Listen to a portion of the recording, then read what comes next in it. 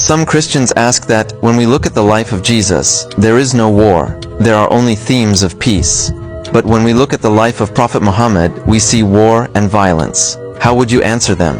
I would say that's a false notion, because look, do not forget that Christian people believe that Jesus is part of the Trinity, and therefore he was the author of the Old Testament. So when there was a command given in the book of Numbers, chapter 31, verse 18, to go and kill the people and annihilate and take the young girls for yourself and so on, as sexual property. That was actually a command, according to this belief system, that was commanded by Jesus Christ. Now you cannot say that he was separate from the Trinity, because the Old Testament author is Jesus, is the Holy Spirit, is the Father. All three of them are authoring this, because they're all coming together and authoring this thing. So he's commanding them all to kill the young ones, or the villages and so on. And then when he comes in the book of Revelation, he comes back, you'll find that he kills Jezebel the prostitute, and he does that one.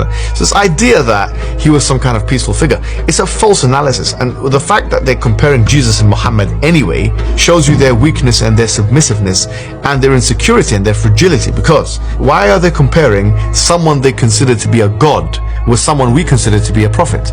Why don't they compare Jesus with Allah? Remember, we believe Allah is a God, so it should be God for God, it should be God for Prophet. Having said that, even if you go that far, the difference between Muhammad and Jesus Christ was that Muhammad had political authority.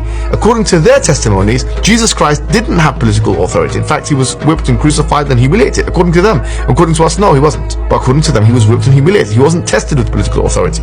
And when he is tested with political authority, when he comes back, he'll be killing the prostitutes and seeking vengeance. So it's a false assessment. It's like comparing the actions of a prisoner with that of a king, and saying, well, this one is much more merciful than that one, or this one's like, no, because this person has a different analysis anyway to that one in the first instance.